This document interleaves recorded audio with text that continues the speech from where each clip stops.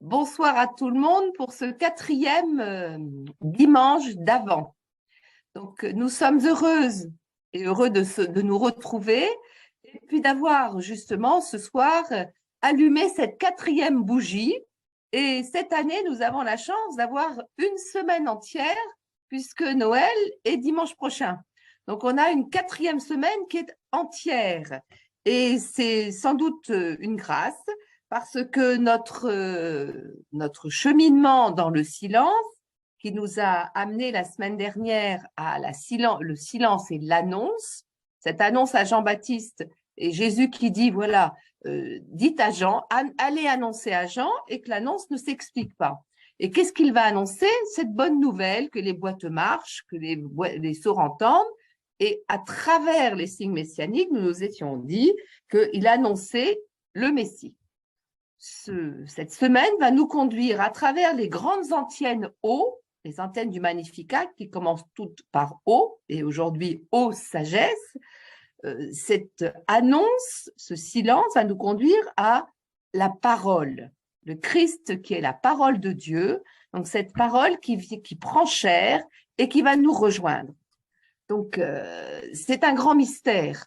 Alors, nous allons à deux voix pouvoir essayer de cheminer depuis la première page de l'écriture, de la Bible, jusqu'à la révélation, jusqu'à la crèche. On verra la prochaine fois, une autre fois, ou ensuite ce que fait la parole. Mais déjà, qu'est-ce que la parole de Dieu? On va dire qu'est-ce que la parole de Dieu. Nous avons, nous, en tant que chrétiens, nous dire qui est la parole. Si vous vous reportez à l'écriture, notre premier lieu de révélation, première page de l'écriture, au commencement, et qu'est-ce qu'il y a au commencement? Dieu dit. Au commencement, Dieu dit, et cela est. Dieu dit, et cela est. Dieu est parole, parole créatrice, en disant ce que Dieu dit, il y a l'accomplissement, l'agir qui suit. Donc, à travers l'écriture, nous pouvons, j'allais dire, découvrir ce chemin de la parole de Dieu qui va traverser toute l'écriture, prendre chair en Jésus, le mystère d'incarnation que nous allons méditer pendant tout ce temps de Noël, pour être, j'allais dire, restauré dans son entièreté. Donc, c'est un peu ce cheminement-là que tout ce temps du silence va nous permettre de revisiter, d'être, j'allais dire, pour nous réapprivoiser à la parole de Dieu. Écoute, fils, prête l'oreille de ton cœur. Donc, pour que nous puissions prêter l'oreille de notre cœur, nous avons, j'allais dire, à nous laisser travailler par le silence. Et ce silence va nous buriner parce que nous avons vu, soif.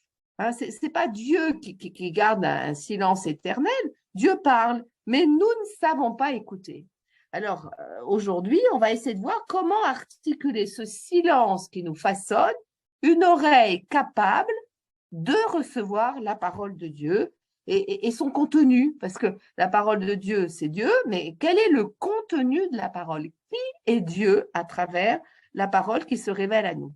Donc, c'est un petit peu ce cheminement-là que nous allons essayer de visiter ce soir à travers les psaumes toujours, à travers ce que la tradition aussi nous donne de découvrir. Donc, je donne la parole à Sabrina.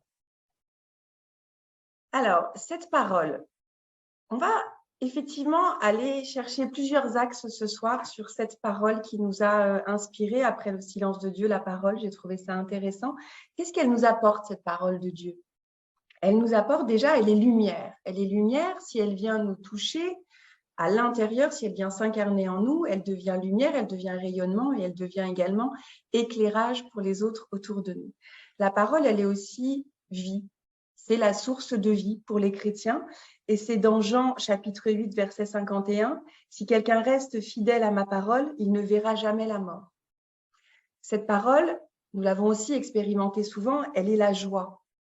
Et ça, on le retrouve à nouveau chez Jean chapitre 15. « Je vous ai dit cela pour que ma joie soit en vous et que votre joie soit parfaite. » Donc la parole, lumière, vie, joie, elle se révèle aussi une liberté, cette parole. Pourquoi? Parce que Jésus nous dit « écoute ». Que ce soit dans l'Ancien ou dans le Nouveau Testament, il y a vraiment cette écoute de la parole qu'on va pouvoir appliquer, mettre en œuvre, incarner et qui va, à un moment, nous ouvrir, nous permettre d'ouvrir quelque chose de nouveau à l'intérieur de nous qui va nous amener une nouvelle liberté. Écouter la parole, c'est aussi la laisser nous pénétrer. Et peut-être que c'est un préalable important à avoir en tête. Cette parole, il faut accepter qu'elle vienne nous rencontrer au secret de notre être.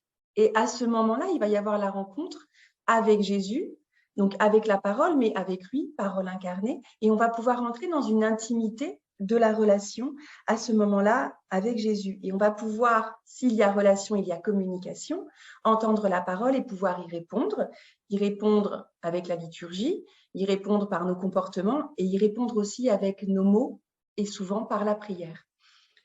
Donc voilà en quelques mots ce que la parole peut nous apporter, mais elle est bien plus que ça.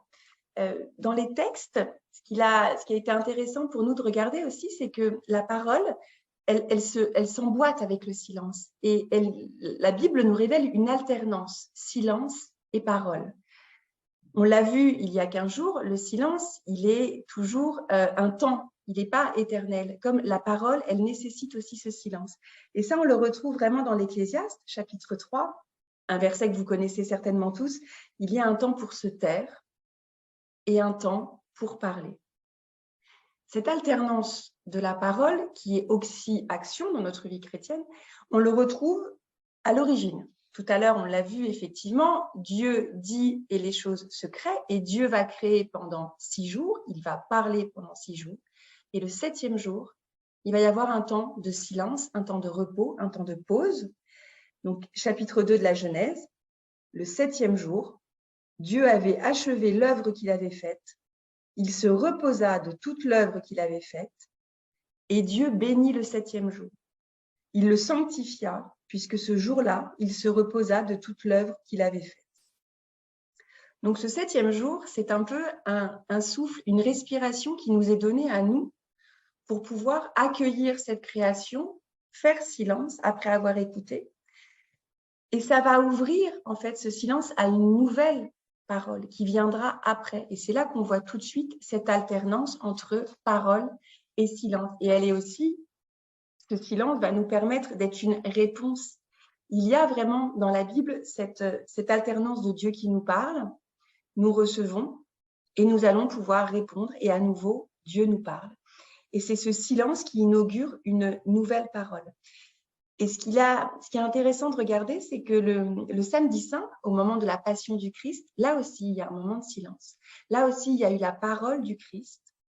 Et puis, il y a la crucifixion, la mort de Jésus.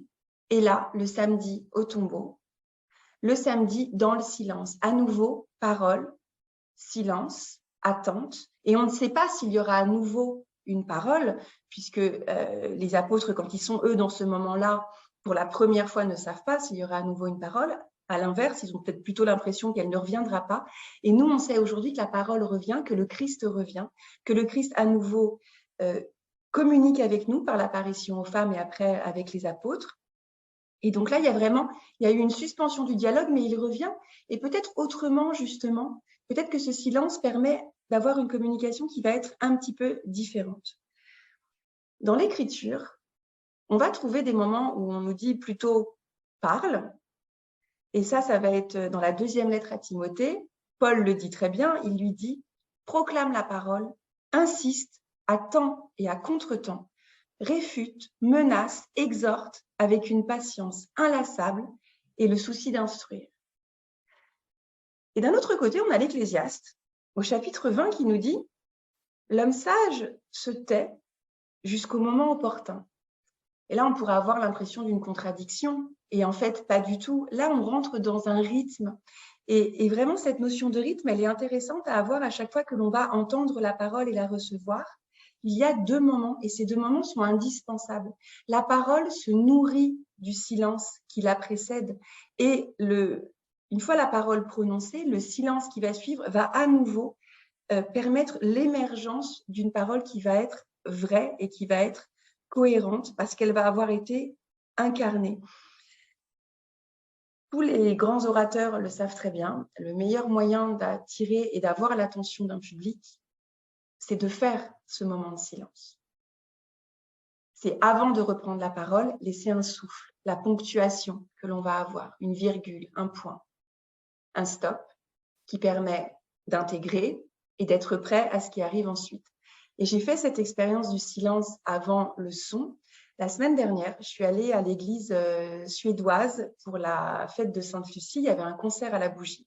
Donc, nous étions tous dans l'église, rassemblés. Les lumières de l'église s'éteignent. Les bougies étaient allumées.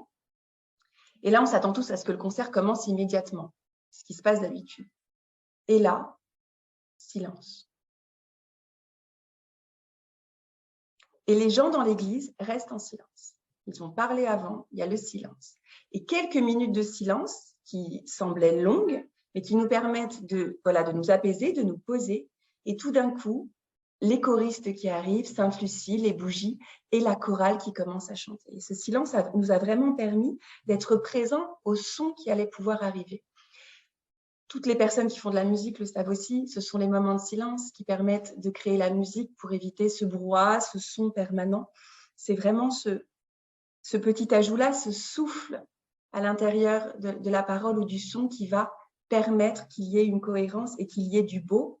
Cette alternance parole et silence, on la retrouve aussi beaucoup dans la vie monastique, puisqu'il y a ce temps de la liturgie et puis il y a le temps de silence. On retrouve aussi cette alternance parole et silence à la messe, tout simplement dans ces messes qui prennent leur temps. Cette différence d'une messe qui court après le temps et qui a envie de se finir à l'heure, et puis de ces messes où l'officiant, le prêtre va nous permettre d'avoir des temps de silence après l'homélie, après l'Eucharistie, et des temps de silence parfois avant de se reconnaître pécheur, avoir un temps peut-être pour pouvoir y réfléchir et pour pouvoir être complètement présent. Avant de passer à la répétition, nous allons faire... Je vais redonner la parole à Mère Prieure. Donc, je reprends la parole. Parce que justement, dans ce temps de silence qui a à l'origine, juste après la création d'Adam et Ève, il y a quelqu'un qui arrive et qui va troubler ce temps de silence et entre deux. C'est le serpent. C'est le serpent qui va arriver et qui va perturber l'écoute et qui va détourner la parole. Donc, à ce moment-là, Adam, voilà, Dieu crée, il lui dit, voilà, multiplier, proliférer la terre, et puis le serpent arrive, et le serpent qui dit à Ève, voilà, qui ne s'appelle pas encore Ève à ce moment-là, mais qui lui dit, bon, Dieu a dit que vous serez comme des dieux. Et Ève dit, non, Dieu n'a pas dit ça, mais si, vous, voilà. Et donc, le serpent détourne la parole, séduit la femme, qui donne à son mari, et il se découvre nu. La parole est détournée, la parole est perdue. Voilà. La parole est manipulée. Donc, Dieu se laisse quelque part manipuler dès l'origine, par le malin, qui va aveugler, rendre sourd, rendre en même temps aveugler en ouvrant les yeux d'Adam et Ève. Qui vont se cacher. Quand ils entendent Dieu dans le jardin, ils vont se cacher. Et là, il y a, dans ce silence et dans cette parole, il va y avoir quelque chose qui va nous être donné, assez mystérieux. C'est que quand Dieu vient rejoindre Adam, il le cherche, il lui dit, Adam, où es-tu? Et Adam répond, je me suis caché car j'ai eu peur. J'ai eu peur. Donc, et ça, je trouve ça absolument lumineux. C'est-à-dire que le premier sentiment, ce qui jaillit du cœur d'Adam, après avoir été détourné de la parole juste, c'est la peur. C'est la peur. C'est-à-dire que si nous ne sommes pas aujourd'hui ajustés à la parole de Dieu, et nous ne pouvons pas l'être parce que notre écoute a été détournée, cette parole de Dieu nous fait peur. La parole de Dieu qu'on lit, la parole de Dieu qu'on médite, la parole de Dieu qu'on entend, mais aussi la parole des autres et aussi notre propre parole. Et je trouve que dans l'écriture, nous avons comme la racine même de la peur. La peur, c'est cette mauvaise écoute de la parole qui nous fait vivre, de la parole qui nous crée. Il va falloir toute l'écriture pour rééduquer l'homme à la parole de Dieu, et que si le Christ meurt, ce que vous avez dit tout à l'heure Sabrina, le vendredi saint, la parole se tait, mais plus que c'était, est morte, pour que la parole soit à nouveau sorte, ressuscite, et que le premier mot que Jésus va pouvoir dire, c'est Marie. Et Marie se retourne.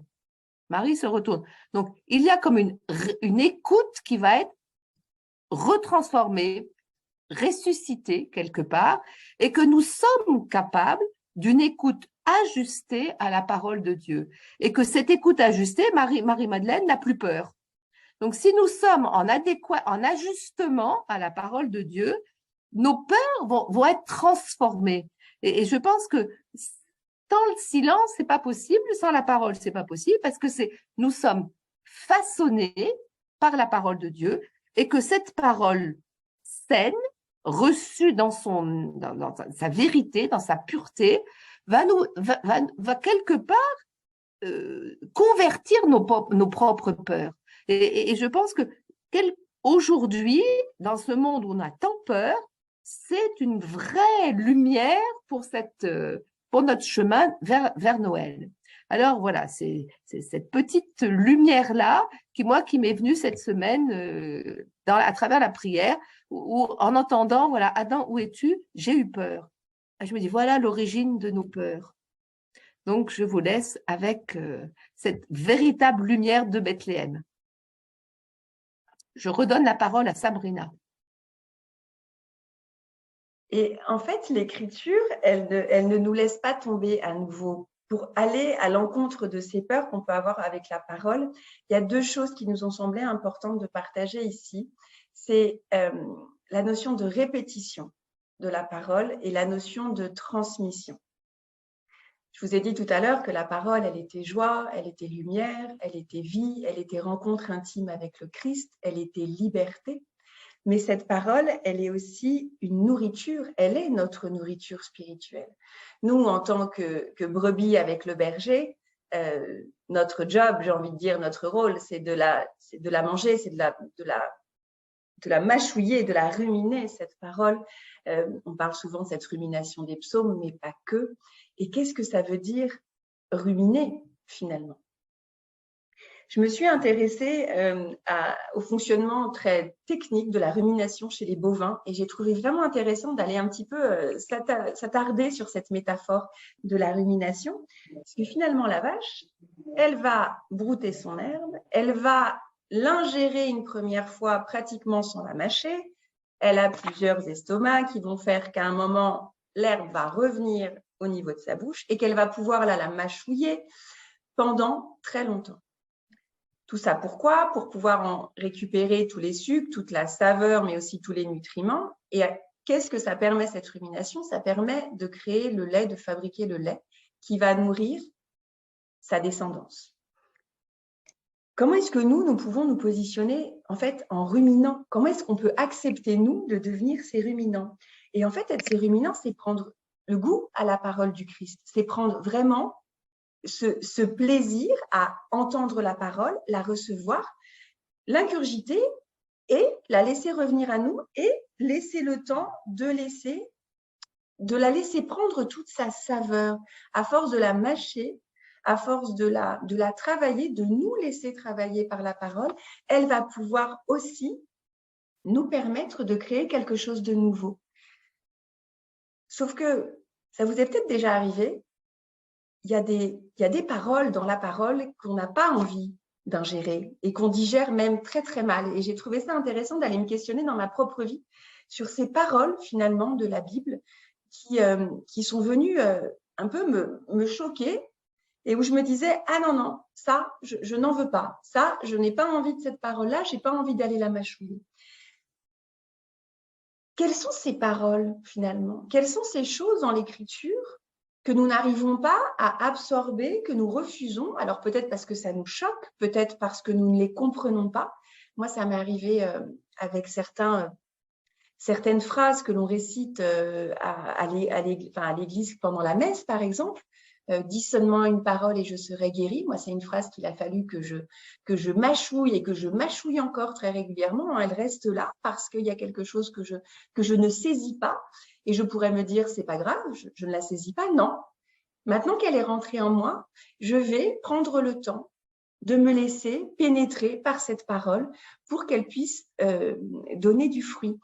Et ça m'a aussi permis de constater que dans la parole, et c'est un peu ce qu'on a vu la semaine dernière avec Madeleine Delbrel, on n'a pas à choisir.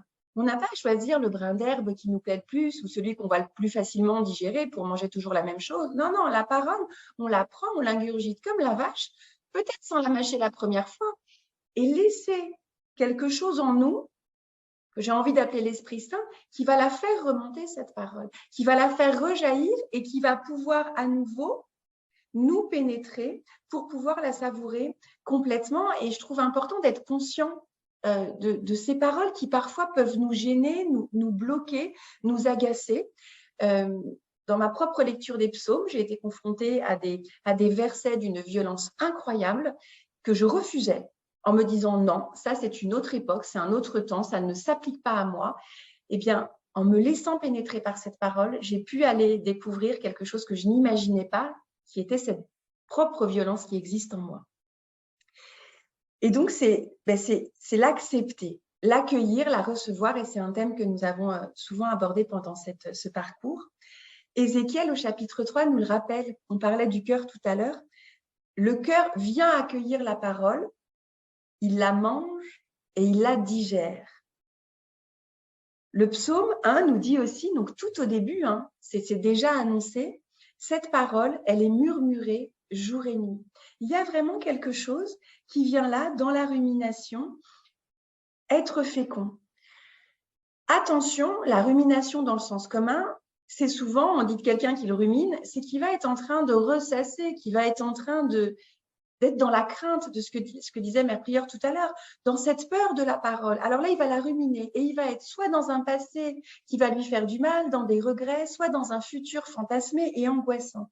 Et on rentre là dans un cercle vicieux qui nous éloigne de la réalité et qui devient un pur produit de l'imagination quand la rumination devient simplement un exercice mental complètement stérile. Pardon. Et d'ailleurs, dans Matthieu, le Christ va le dire de façon très nette.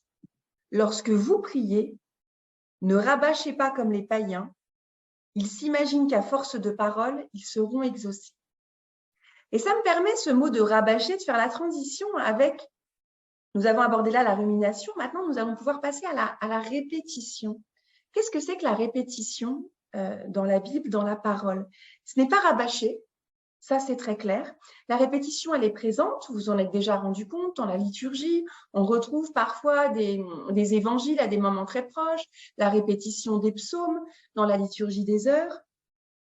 On le retrouve aussi dans les prières, dans la prière du rosaire, dans la prière du chapelet, dans la prière du cœur des orthodoxes, mais on la retrouve aussi dans d'autres spiritualités, chez les hindouistes, chez les bouddhistes, cette habitude de répéter les mêmes phrases ou de répéter les mêmes gestes, les mêmes mouvements.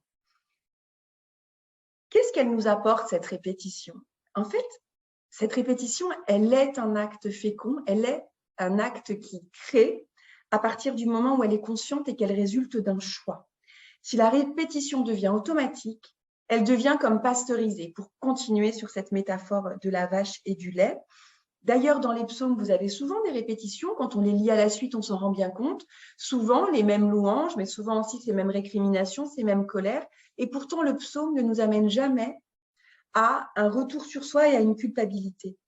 En fait, il y a une répétition dans la Bible parce que, par nature, il y a répétition dans notre vie.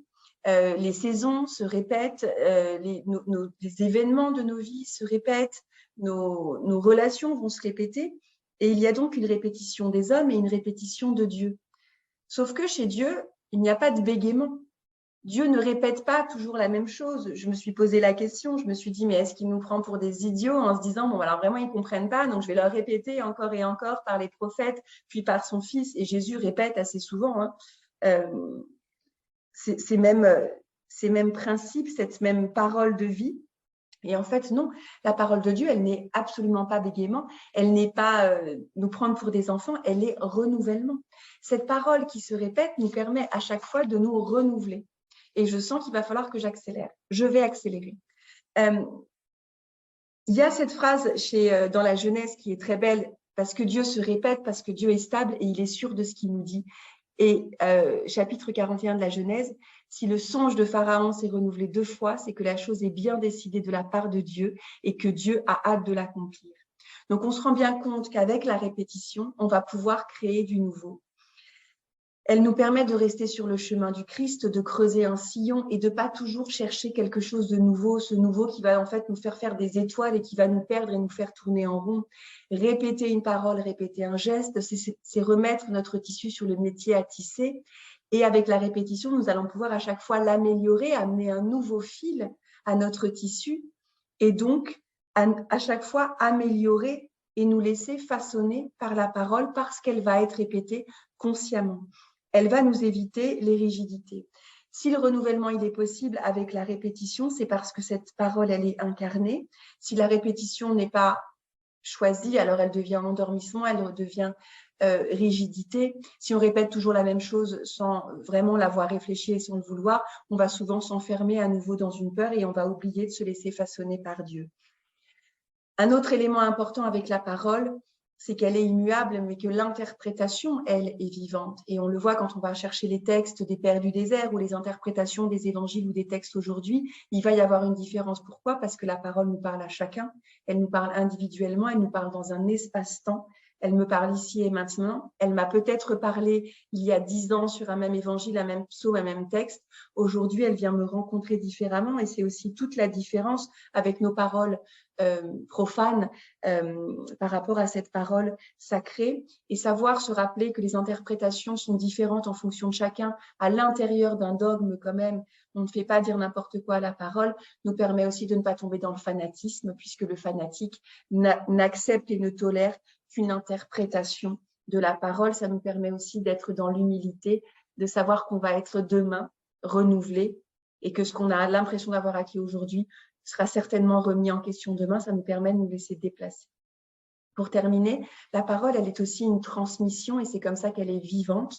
Le pape François l'a dit, la parole, c'est un potentiel, c'est une semence qui va continuer à croître indépendamment de la personne qui l'a émise. Nous sommes porteurs de cette parole et cette parole, elle précède le départ en mission. Aller dans le monde entier pour porter la bonne nouvelle. Avant de pouvoir aller porter la bonne nouvelle, il faut l'avoir reçue, entendue, ingérée, mâchouillée et pouvoir aller la porter aux autres. C'est bien ce que fait Jésus, le Verbe se fait chair pour nous, mais nous l'avions déjà dans le Deutéronome, le fameux schéma Israël que les Juifs répètent quand Moïse donne les commandements. Il est bien dit, voilà les commandements de votre Seigneur. Je suis là pour vous les enseigner, vous les mettrez en pratique. Israël, tu écouteras, tu veilleras à mettre en pratique ce qui t'apportera bonheur et fécondité. Tu les rediras à tes fils, tu les répéteras sans cesse à la maison ou en voyage, que tu sois couché ou que tu sois levé. Et Jésus, pour nous, est ce modèle de la parole. Il le dit bien, il est venu pour accomplir la parole qui avait été prononcée avant lui. Il l'accomplit. Comment nous, est-ce que nous pouvons aussi devenir cette parole en chair, puisqu'à quoi sert de connaître la parole si nous ne la vivons pas, si elle ne vient pas nous transformer de l'intérieur? Et c'est bien pour ça qu'il n'y a pas à se lasser de l'écouter et de la laisser nous travailler. Et comment est-ce que nous allons pouvoir devenir lumière pour l'autre avec cette parole et pouvoir devenir aussi les témoins sur le chemin de l'autre pour que cette parole soit reçue. J'en ai fini. Et là, ce que nous vous proposons pour les 2 questions de groupe, et peut-être que nous allons rester en grand groupe ce soir, c'est justement de se questionner dans nos vies, qu'est-ce qui est répétition en conscience comme choix et qu'est-ce que cette répétition nous apporte comme fécondité. Et la deuxième question que nous vous proposons ce soir, c'est comment est-ce que nous pouvons transformer la natalité, comment est-ce que nous pouvons dans cette semaine réfléchir à vivre ce Noël de façon renouvelée, ce Noël que nous avons déjà vécu plusieurs fois, et comment est-ce que cette année nous pouvons amener un nouveau fil pour tisser un nouveau tissu.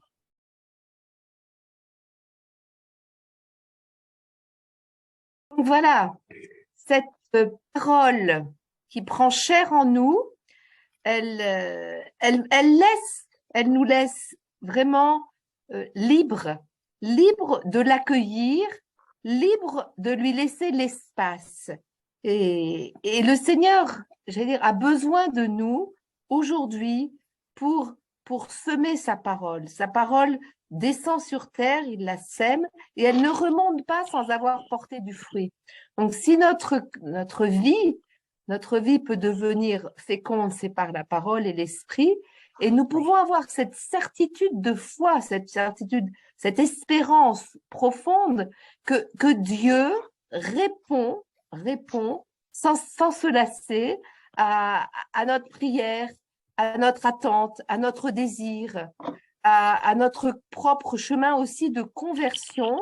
Et puis, Dieu répond aussi à nos silences, parce que des fois, nous sommes vraiment très loin de lui et silencieux, et il se tient à la porte et il frappe. Voici, je me tiens à la porte et je frappe. Si quelqu'un entend et ouvre, j'entrerai. Je souperai avec lui. Donc, je pense que Dieu n'arrête pas de venir nous solliciter dans nos retranchements, de venir nous chercher derrière nos buissons, de venir rétablir en nous cette écoute ajustée pour nous libérer progressivement de nos peurs, de notre péché. Hein. Effectivement, voilà, va désormais ne pêche plus, hein. Va dire à mes frères, va annoncer la bonne nouvelle, va à temps et à contre-temps. Voilà, sache rendre compte de l'espérance qui est en toi. Donc, toutes ces paroles nous habitent et puis, à un moment donné, vont créer ce neuf parce que chaque instant, nous sommes nouveaux. Chaque instant, ce temps et cet espace est unique et nous sommes renouvelés dans notre vie. Notre vie, elle est à l'instant présent, nouvelle par rapport à tout à l'heure et pas encore, voilà, et par rapport à ce qui va venir. Donc, je pense que Dieu s'adresse à nous. Sans sa parole, nous sommes effectivement des cadavres morts. Et parce que nous avons son souffle crée en nous l'instant présent. Donc, sa parole est au présent. Elle est au présent et elle est un présent. Dieu lui-même se donne à nous. Donc, je nous souhaite une semaine vraiment de lumière, de libération de nos peurs, de réconciliation aussi, pour que nous puissions être la crèche même dans laquelle Jésus va naître, renaître, ressusciter, et que nous devenions les uns, les unes pour les autres, parole de Dieu au cœur du monde d'aujourd'hui. Donc, nous écoutons Georgette. Ô Seigneur, donne-moi un cœur qui écoute. Fais silence en toi, autour de toi. Écoute bien, Dieu te parle. Tu l'entendras dans ton cœur et dans le cœur des pauvres et des petits. Il te dit un message d'amour. Il te dit combien tu es précieuse à ses yeux. Il te dit qu'il t'aime et qu'il attend ton amour. Il sait que tu cherches le bonheur. Il voudrait que tu comprennes que c'est lui, la source du bonheur, et qu'il est prêt à te combler de joie. Ô Seigneur, donne-moi un cœur qui écoute, que je puisse dire comme le petit Samuel, parle Seigneur, ton serviteur écoute. Que je puisse dire comme Marie, oui, je suis la servante du Seigneur, qu'il me soit fait selon ta parole. Ainsi soit.